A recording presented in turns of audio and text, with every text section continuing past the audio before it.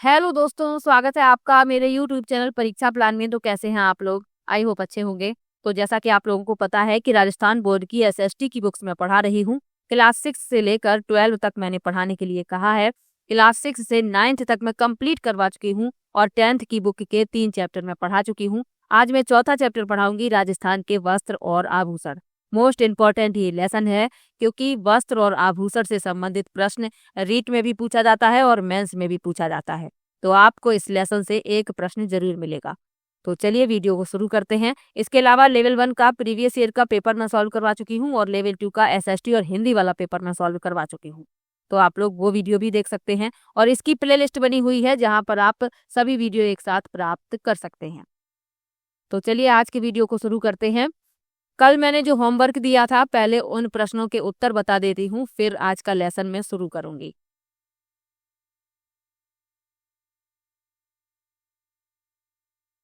कल के वीडियो में मैंने आपको त्योहारों, उत्सव और मेलों के बारे में पढ़ाया था। तो उसी से संबंधित ये प्रश्न मैंने आपको होमवर्क में दिए थे। इनके उत्तर देख लेते हैं। लिखा है, भरथहरी का मेला किस जिले में लगता है? तो भरथहरी का मेला अलवर में लगता है, आप लोगों को याद होगा। बूंदी में कजरी तीज का पर्व किस माह में मनाया जाता है? तो बूंदी में कजरी तीज का जो पर्व है ये भाद्रपद माह में मनाया जाता है। राजस्थान में लठमार होली कहाँ खेली जाती है? तो श्री महावीर जी में। और कौन सा त्योहार ईसाई धर्म से संबंधित नहीं है? तो नौरोज। ये पारसी धर्म से संबंधित है, पारसी समुदाय के लोग इसे मनाते हैं। चलिए अब आज के लेसन को शुरू करते हैं।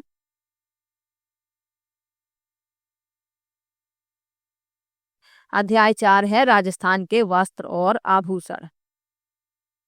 लिखा है, किसी भी क्षेत्र की वेशभूषा यहाँ की जलवायु, उपलब्ध संसाधनों व संस्कृति से प्रभावित होती है। अगर हम राजस्थान की बात करें तो तमाम आधुनिकता के बाद भी यहाँ की वेशभूषा पर संस्कृति की अमिट छाप बरकरार है। राजस्थानी वेशभूषा की सबसे खास बात है इसका रंग बिरंगापन। वैसे तो सभी रंग राजस्थान में प्रयुक्त होते हैं, पर लाल रंग में जितनी विविधता व जितने प्रकार मिलते हैं वह अद्भुत है। इसीलिए तो कहा भी गया है कि मारू थारे देश में उपजे 3 रतन, एक ढोला दूजी मारवड़ तीजो कसुमल रंग। कसुमल अर्थात लाल रंग। तो ये कहावत कही गई है राजस्थान में। तो लाल रंग के यहाँ पर कई प्रकार हैं।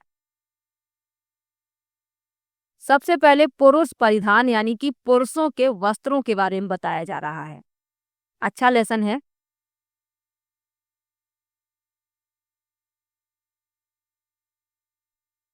लिखा है, कालीबंगा और आहर सभ्यता के काल से ही राजस्थान में सूती वस्त्रों का चलन था।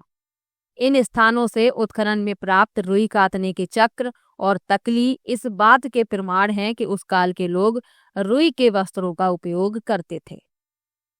तो सूती वस्त्रों का जो चलन है ये प्राचीन काल से ही है, क्योंकि कालीबंगा और आहर सभ्यता में प्रमाण मिले हैं। आगे लिखा है, जनसाधारण में वस्त्रों का प्रचलन कम था। यह परपाटी हमें आज भी दिखाई देती है, जहां राजस्थान में प्रत्येक गांव में धोती व ऊपर ओढ़ने के पछेवड़े के सिवाय अन्य वस्त्रों का प्रयोग कम किया जाता है। सर्दी में अंगरखी का प्रयोग प्राचीन परंपरा के अनुकूल है। तो ये जो अंगरखी है इसका प्रयोग सर्दियों में किया जाता है। आगे लिखा है, विभिन्न प्रमाणों से ज्ञात होता है कि राजस्थान में पुरुषों में छपे हुए तथा काम वाले वस्त्रों को पहनने का प्रचलन था। सिर पर गोलाकार मोती पगड़ी पल्लों को लटका कर पहनी जाती थी। धोती घुटनों व अंगरखी जांघों तक होती थी। विविध व्यवसाय करने वालों के परिधान में भी अंतर था, यानी कि व्यवसाय जो लोग करते थे विविध प्रकार के, उनके परिधानों में भी अंतर देखने को मिलता था। जो पुरुष थे ये छपे हुए और काम वाले वस्त्रों को पहनते थे, यानी उनमें छापा होता था। और सिर पर ये गोलाकार मोटी पगड़ी पल्लो लटकाकर पहनते थे। आगे लिखा है, राजस्थान में चित्रित अनेक कल्पसूत्र सामान्य व्यक्ति से लेकर राजा महाराजाओं के परिधान पर अच्छा प्रकाश डालते हैं। इनमें राजाओं के मुकुट और पल्ले वाली पगड़ियां, दुपट्टे, कसीदा की गई धोतियां और मोटे अंगरखे बड़े रोचक दिखाई देते हैं। आगे लिखा है, मुगलों के संपर्क से इन परिधानों में विविधता और परिवर्तन आया। जब यहाँ मुगल आए तो वस्त्रों में भी यानी जो परिधान थे उनमें विविधता आ गई और परिवर्तन भी आ गया। पगड़ियों में विभिन्न शैलियों की पगड़ियां जैसे अटपटी, अमरशाही, उदयशाही, खंजरशाही, शिवशाही, विजयशाही, साय जहानी मुख्य है। तो ये जो पगड़ियां हैं इनके नाम आपको याद रखने हैं क्योंकि इनसे संबंधित प्रश्न पहले पूछा गया था। आगे लिखा है विविध पेशे के लोगों में पगड़ी के पेच और आकार में अंतर था। सोनार आटे वाली पगड़ी तथा बंजारे मोती पट्टेदार पगड़ी का प्रयोग करते थे। यानी जो लोग व्यवसाय करते थे उसी के अनुसार अपनी पगड़ी भी पहनते थे। जो सोनार होते थे यानी कि सोने चांदी का जो काम करते थे इनकी पगड़ी आटे वाली होती थी और जो बंजारे थे ये मोटी पट्टेदार पगड़ी का प्रयोग करते थे। मौसम के अनुसार रंगीन पगड़ियां पहनने का रिवाज था। मोठड़े की पगड़ी विवाह उत्सव पर, लहरिया श्रावण में, दशहरे पर मदील तथा फूल पत्ती की छपाई वाली पगड़ी होली पर काम में लाते थे। यानी कि अलग अलग उत्सवों पर अलग अलग प्रकार की पगड़ी पहनने का रिवाज था। पगड़ी को चमकीला बनाने के लिए तुर्रे, सरपेच, बालाबंदी, दुगदुगी, गोसपेच, पछेवड़ी, लटकन, फतेपेच आदि का प्रयोग होता था। उच्च वर्ग के लोग चीरा और फेंटा बांधते थे। तो पगड़ी चमकीली लगे इसके लिए कई चीजों का इस्तेमाल किया जाता था जैसे तुर्रे, सरपेच, बालाबंदी, दुगदुगी, गोसपेच, पछेवड़ी, लटकन, फतेपेच इन सब का प्रयोग होता था। और उच्च वर्ग के लोग चीरा और फेंटा बांधते थे। आगे लिखा है वस्त्रों में पगड़ी का महत्वपूर्ण स्थान था। अपने गौरव की रक्षा के लिए आज भी राजस्थान में यह कहावत प्रचलित है कि पगड़ी की लाज रखना। तो पगड़ी विशेष रूप से राजस्थान में पहनी जाती थी। इसका प्रयोग तेज धूप से सिर की रक्षा के साथ साथ व्यक्ति की सामाजिक स्थिति और धार्मिक भावना को व्यक्त करने के लिए भी किया जाता है। राजस्थान में पगड़ी द्वारा विवाह आदि उत्सवों में सम्मान देने की प्रथा आज भी विद्यमान है। तो पगड़ी जो नाम बताए हैं उन पगड़ियों के नाम याद रखिएगा। चलिए आगे लिखा है अंगरखी को सामान्य जन का अंगरखी जो सामान्य जन का पहनावा था समय के अनुसार परिवर्तित हुई और इसे विविध नामों से पुकारा जाने लगा। अंगरखी को विविध प्रकार तथा आकार में बनाया जाने लगा जिन्हें तनसुख, दुतई, गावा, गदर, मिर्जाई, डोरी, डोढी, कानो, डगला आदि कहते थे। ये किसके नाम है? ये अंगरखी के नाम है। सर्दी के मौसम में इनमें रुई भरी जाती थी। शरद ऋतु में कंधों पर खेस, साल, पामड़ी डाल लिए जाते थे। तो जब सर्दियों का मौसम आता था तो इनका प्रयोग किया जाता था। अंगरखी के ये नाम है, ये नाम आपको याद रखने हैं। आगे लिखा है अब पुरुष वेशभूषा के मामले में लगभग संपूर्ण भारत ने पश्चिमी वेशभूषा को अपना लिया है। पैंट, कमीज सर्व स्वीकृत परिधान बन गया है। फिर भी राजस्थान का बंद गला या जोधपुरी कोट अलग से अपना स्थान बनाए हुए है। तो अब आप देखते हैं पुरुषों के परिधान क्या हैं? मुख्य रूप से पैंट, शर्ट, लेकिन राजस्थान का जो बंद गला है और जोधपुरी कोट ये अभी भी प्रचलन में है, तो ये याद रखिएगा। तो ये तो हो गए पुरुषों के परिधान। पगड़ी मुख्य रूप से है इसमें और अंगरखी भी है जो सर्दियों के मौसम में पहनी जाती थी। तो ये सब आपको याद रखना है। अब लिखा है स्त्री परिधान, यानी स्त्रियां किस प्रकार के वस्त्र पहनती हैं उसके बारे में। जिस प्रकार पुरुष परिधानों के अनेक प्रमाण उपलब्ध हैं उसी प्रकार स्त्रियों के परिधानों के प्रमाण भी प्राप्त होते हैं। प्रारंभिक मध्यकाल में स्त्रियां एक विशेष प्रकार का अधो वस्त्र पहनती थीं जो अब राजस्थान में घाघरा नाम से प्रचलित है। तो प्रारंभिक मध्यकाल में स्त्रियां जो अधो वस्त्र पहनती थीं वो अब घाघरा के नाम से प्रचलित है, ये आपको याद रखना है। पूर्व मध्यकाल तक स्त्रियों की वेशभूषा में अलंकरण, छपाई और कसीदे का काम भी प्रचलित हो गया था। राजस्थान की घुमक्कड़ जाति की और आदिवासी स्त्रियों की वेशभूषा में यह परंपरा आज भी देखी जा सकती है। तो आज भी आप जाएंगे जब राजस्थान में, तो आप देखेंगे जो घुमक्कड़ जाति है और आदिवासी स्त्रियां हैं, वो इस तरीके के वस्त्र आज भी पहनती हैं। प्रारंभ में अधोवस्त्र कमर में लपेटा जाता था, वहीं कालांतर में घाघरा और घेरदार कलियों वाला घाघरा बना।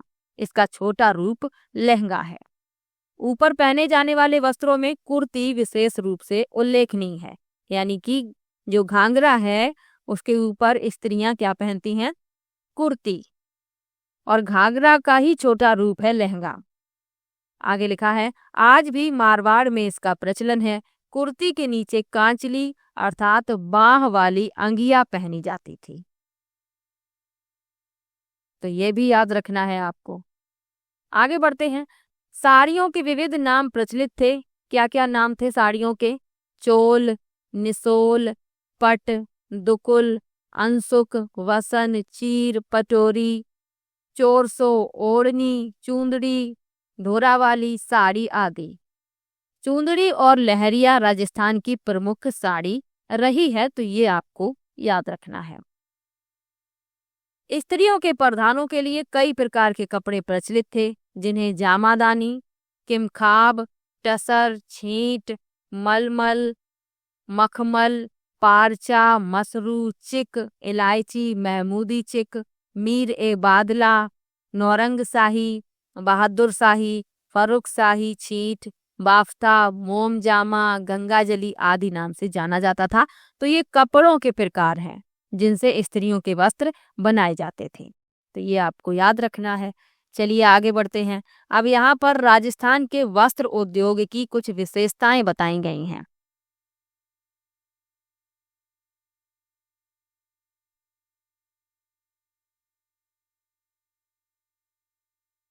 अच्छा लेसन है, आपको इससे प्रश्न जरूर मिलेगा। और आप लोगों से एक रिक्वेस्ट है कि वीडियो को शेयर किया कीजिए। मैंने 6 to 12 पढ़ाने के लिए कहा है, तो मैं पढ़ा रही हूँ, पर मैंने ये भी तो कहा था कि आप लोग सपोर्ट करेंगे तो मैं कंप्लीट करवा दूंगी 12 तक। लेकिन आप लोग सपोर्ट ही नहीं करते हैं। तो जब आप लोग सपोर्ट नहीं करते हैं तो वीडियो बनाने का मन भी नहीं करता है। लेकिन फिर भी जो लोग लगातार वीडियो देख रहे हैं उनके लिए मैं वीडियो लेकर आती हूँ। बस आप लोगों के सपोर्ट की जरूरत है। वीडियो को ज्यादा से ज्यादा शेयर किया कीजिए। चलिए राजस्थान के वस्त्र उद्योग की प्रमुख विशेषताएं पढ़ लेते हैं। लिखा है, सवाई जयसिंह द्वारा स्थापित 36 कारखानों में से कुछ वस्त्रों से संबंधित थे, यथा सीवन खाना, रंग खाना, छापा खाना। यहाँ क्रमशः कपड़े सिले, रंगे व छापे जाते थे। तो सवाई जयसिंह ने 36 कारखाने खुलवाए थे, जिनमें से कुछ वस्त्रों से संबंधित थे, जहां कपड़े सिले भी जाते थे, रंगे भी जाते थे और छापे भी जाते थे। सामान्यतः रंगाई का काम रंगरेज या नीलगर करते हैं। रंगे जाने वाले वस्त्रों में पंगड़ियां, साफे, ओढ़नी, घाघरे, अंगरखी प्रमुख हैं। रंगाई के प्रमुख प्रकार पोमचा, लहरिया एवं चुनरी है। इसके अलावा रंगरेज चौकड़ी, चौकड़ी का जाल, पतंगा, धनक आदि भांते भी रंगते हैं। तो रंगाई का काम रंगरेज करते थे या नीलगर करते थे। तो ये आपको याद रखना है। चलिए आगे बढ़ते हैं। पोमचा का अर्थ है कमल फूल के अभिप्राय युक्त ओढ़नी। नवजात शिशु की मां के लिए मातृ पक्ष की ओर से बेटे के जन्म पर पीला पोमचा और बेटी के जन्म पर गुलाबी पोमचा देने की परंपरा है। और पोमचा का अर्थ क्या है? कमल के फूल के अभिप्राय युक्त ओढ़नी। तो यदि बेटा जन्म लेता है तो मातृ पक्ष की ओर से पीला पोमचा, और अगर बेटी जन्म लेती है तो गुलाबी पोमचा देने की परंपरा है। ये आपको याद रखना है। चलिए आगे बढ़ते हैं। श्रावण में विशेषकर तीज के अवसर पर राजस्थान की स्त्रियां लहरिया भात की ओढ़नी तथा पुरुष लहरिया पगड़ी पहनते हैं। लहरिये 1, 2, 3, 5 और 7 रंगों में बनाए जाते हैं। 5 संख्या शुभ मानी जाती है, अतः मांगलिक अवसरों पर पचरंग लहरिया पहना जाता है। यानी कि जो 5 अंक है ये शुभ माना जाता है, तो जब मांगलिक अवसर होते हैं तो पचरंग लहरिया पहना जाता है, ये आपको याद रखना है। लहरिये की कई भांतें प्रचलित थीं। प्रतापशाही लहरिया का उल्लेख साहित्य में मिलता है। जयपुर के रंगरेज और नीलगर राजाशाही लहरिया रंगते थे, जिसमें चमकदार गुलाबी रंग की आड़ी रेखाएं बनती थीं। यदि आड़ी धारियां केवल एक ओर से हों तो वह लहरिया, तथा दोनों ओर से एक दूसरे को काटती हुई आ रही हों तो मोठड़ा कहलाता है। तो ये भी आपको याद रखना है। यदि धारियां सिर्फ एक ओर से हैं तो वह लहरिया कहलाता है, और दोनों ओर से एक दूसरे को काटती हुई आ रही हैं तो वह मोठड़ा कहलाता है। समुद्र लहर का लहरिया जयपुर के रंगरेज रंगते हैं। इसमें चौड़ी चौड़ी आड़ी धारियां बनती हैं। समुद्र लहर भी 2, 3, 5 और 7 रंगों में बनता है। तो इसके भी प्रकार हैं। चलिए आगे बढ़ते हैं। बद्ध तकनीक में चुनरी के बंधेज सर्वाधिक लोकप्रिय हैं। कोई भी मांगलिक कार्य चुनरी के बिना अपूर्ण है। जोधारा अर्थात जोधपुर की बनी चुनरी के रंग बड़े चमकीले, टिकाऊ और बंधेज बारीक होती है। सीकर शेखावटी के बंधेज की गिनती भी बारीक बंधेजों में होती है।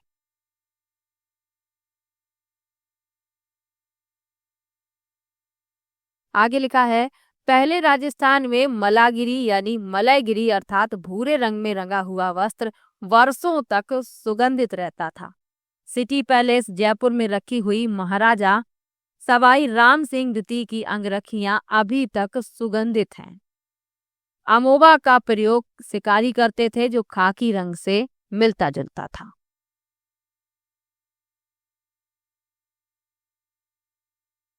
आज छपाई का काम संपूर्ण राजस्थान में होता है। पीपाड़, जोधपुर एवं पाली में बड़े एवं सशक्त अलंकरण छपते हैं, जिनमें लाल, काले, नीले और हरे रंगों की प्रमुखता रहती है।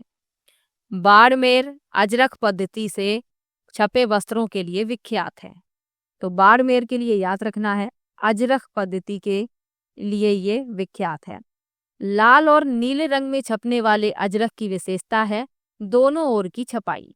इसके अलंकरण ज्यामिति होते हैं और तुर्की टाइलों से बहुत मिलते हैं।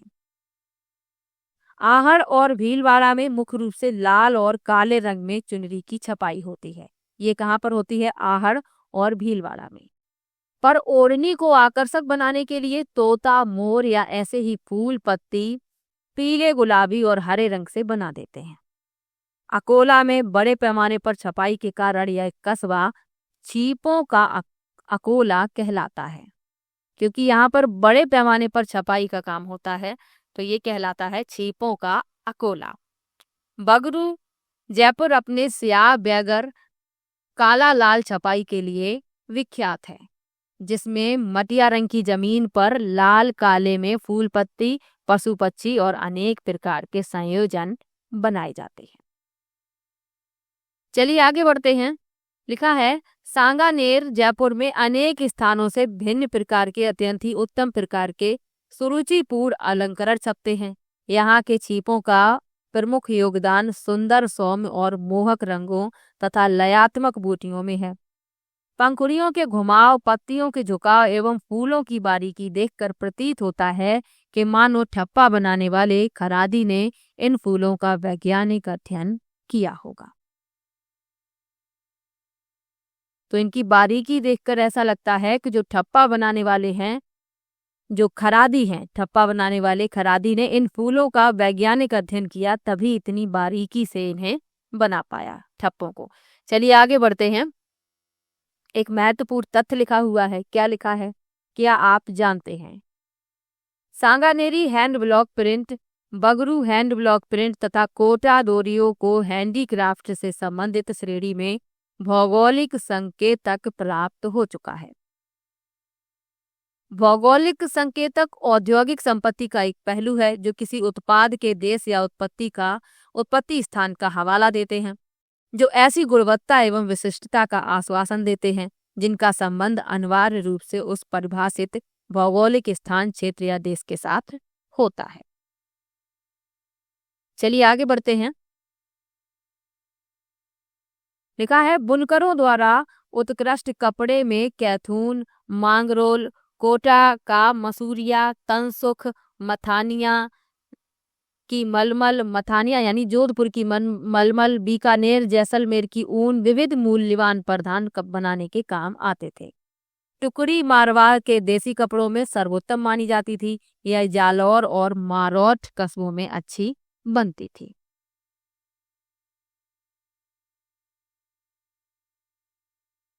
आगे लिखा है, वस्त्रों को सजाने के लिए चटापटी के अंतर्गत किसी आकृति को कपड़े में काट कर दूसरे कपड़े पर टांक दिया जाता था। यानी कि जैसे कि किसी कपड़े को सजाना है तो दूसरे कपड़े की आकृति को काटा जाता था और जो दूसरा कपड़ा सजाना है उस पर टांक दिया जाता था। इसका प्रयोग जानवरों के वस्त्रों, ऊंट बैल आदि के झूले, बहली रथ आदि के पर्दे और तंबू कनातों को सजाने के लिए किया जाता है। वस्त्रों को भड़कीला बनाने के लिए गोटा टांकते हैं। सूती ताने पर बादले के बाने से बुनी बेल को गोटा कहते हैं। गोटा, लप्पा लप्पी, बाकड़ी आदि इसके विविध प्रकार हैं। चौड़ाई के अनुसार गोटा चौमास्या, आठमास्या आदि प्रकार का होता है। चौड़ा गोटा लप्पा और कम चौड़ाई वाला लप्पी कहलाता है। जो चौड़ा गोटा होता है वह लप्पा कहलाता है और जो कम चौड़ा होता है वह लप्पी कहलाता है। राजस्थान में सीकर जिले का खंडेला कस्बा गोटा उद्योग का प्रसिद्ध केंद्र है, तो ये आपको याद रखना है। सीकर व झुंझुनू की स्त्रियां लाल गोटे की ओढ़नियों पर कसीदे का काम करती हैं, जिनमें ऊंट, मोर, बैल, हाथी, घोड़े बने होते हैं। शेखावटी में अलग अलग रंग के कपड़ों को विविध डिजाइनों में काटकर कपड़े पर सिलाई की जाती है, जिसे पेच वर्क कहते हैं। तो ये आपको याद रखना है, ये कहाँ किया जाता है? शेखावटी में। अलग अलग रंग के कपड़ों को विविध डिजाइनों में काटकर कपड़ों पर सिलाई की जाती है और इसे कहा जाता है पेच वर्क। आगे लिखा है, वस्त्रों को सजाने के लिए रेशम, कलाबूत और बादले से कढ़ाई की जाती है। पूर्वी एवं दक्षिणी राजस्थान में उल्टी बखिया, चैन और लंबे छोटे टाकों में बड़ी बारीक ढंग की कढ़ाई होती है। पुरुषों के वस्त्र जामा, चुगा, अंगरखी आदि पर कढ़ाई की जाती है। तो पुरुषों के वस्त्रों पर भी कढ़ाई की जाती है, ये भी याद रखना है। पश्चिमी उत्तरी राजस्थान में चमकीले रंग के रेशम से लाल काले रंग के कपड़े पर मोटे मोटे टांकों से भराव करके बीच बीच में शीशे के टुकड़ों का जड़ाव होता है, जो वस्त्रों को भड़कीला बना देता है। जैसलमेर, बाड़मेर आदि क्षेत्रों में ऐसी कढ़ाई आज भी प्रचलित है। तो आपने देखा होगा, जो वस्त्र होते हैं, राजस्थानी वस्त्र होते हैं, जिनके ऊपर बीच बीच में शीशे के टुकड़े लगे होते हैं, ताकि वस्त्र जो है भड़कीला लगे, आकर्षक लगे। तो परिधानों के बारे में आपको पढ़ा दिया, पुरुषों के परिधान के बारे में, स्त्रियों के परिधान के बारे में, कपड़ों की जो छपाई होती है उसके बारे में, कढ़ाई की जाती है, वस्त्रों को भड़कीला बनाया जाता है किस तरीके से, इन सब के बारे में आपको पढ़ा दिया। अब लिखा है आभूषण। तो आप सभी लोग जानते हैं कि जो आभूषण होते हैं वो महिलाएं पहनना ज्यादा पसंद करती हैं, और ये सिर्फ राजस्थान की महिलाओं की बात नहीं है, चाहे कहीं भी आप देख लीजिए, जो महिलाएं होती हैं वो आभूषण उन्हें अधिक प्रिय होते हैं। आप लोग ये बात जानते ही हैं। चलिए पढ़ लेते हैं। लिखा है, सुंदर दिखाई देना प्रत्येक मनुष्य की चाह है और राजस्थान के निवासी इसके अपवाद नहीं हैं।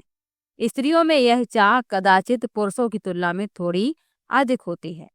राजस्थान में प्राचीन काल से आभूषणों के प्रयोग के प्रमाण मिले हैं। कालीबंगा और आहड़ सभ्यता के काल में स्त्रियां मिट्टी और चमकदार पत्थरों के आभूषण धारण करती थी। तो ये प्रमाण मिले हैं कि जो महिलाएं थीं वो मिट्टी और चमकदार पत्थरों के आभूषण पहनती थीं। कुछ शुंगकालीन मिट्टी के खिलौनों और फलकों से ज्ञात होता है कि स्त्रियां हाथों में चूड़ियां और कड़े, पैरों में खड़वे, गले में लटकन वाले हार पहनती थीं। ये सोने, चांदी, मोती और रत्नों से निर्मित थे। निर्धन स्त्रियां कांसा, पीतल, तांबा, कौड़ी, सीप और मूंगे के गहनों से खुद को सजाती थीं। यानी जो स्त्रियां निर्धन होती थी, जिनके पास सोने चांदी के आभूषण नहीं होते थे, वे कांसे, पीतल और तांबे से जो आभूषण बनते हैं उन्हें धारण करती थीं। आगे लिखा है, हाथी दांत से निर्मित आभूषण भी प्रयुक्त किए जाते थे।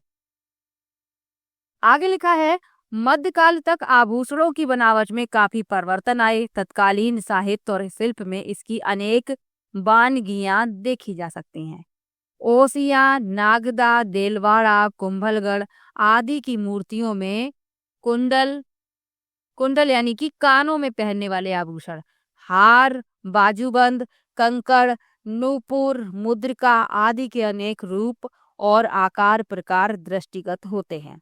आभूषणों के ये प्रकार वर्तमान काल तक प्रचलित हैं, यानी आज भी स्त्रियां आभूषण पहनती हैं।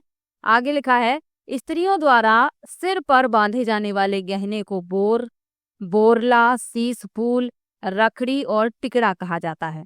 अब प्रश्न कैसे पूछा जाता है, एक आभूषण का नाम लिखा होगा और आपसे पूछा जाएगा कि ये जो आभूषण है ये किस अंग पर धारण किया जाता है, तो आपको बताना होता है कि ये कहाँ पहना जाता है। जैसे यदि पूछ लिया जाए कि बोर आभूषण स्त्रियों द्वारा किस अंग पर धारण किया जाता है, तो ये सिर पर धारण किया जाता है। इसके अलावा सिर पर पहने जाने वाले आभूषण और कौन कौन से हैं, बोर, बोरला, शीश फूल, रखड़ी, टिकड़ा, ये आपको नाम याद रखने हैं।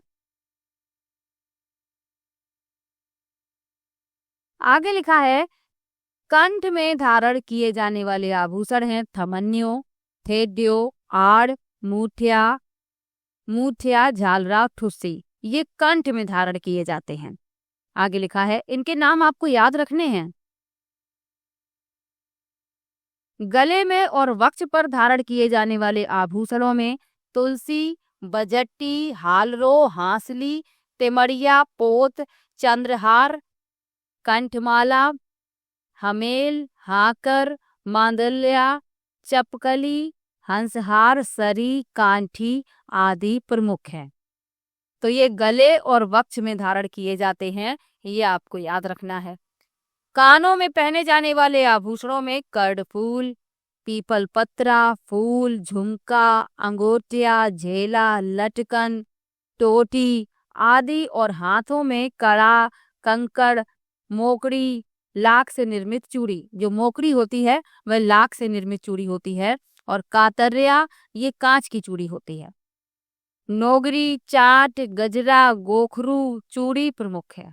तो ये हाथों में पहने जाने वाले आभूषण हैं।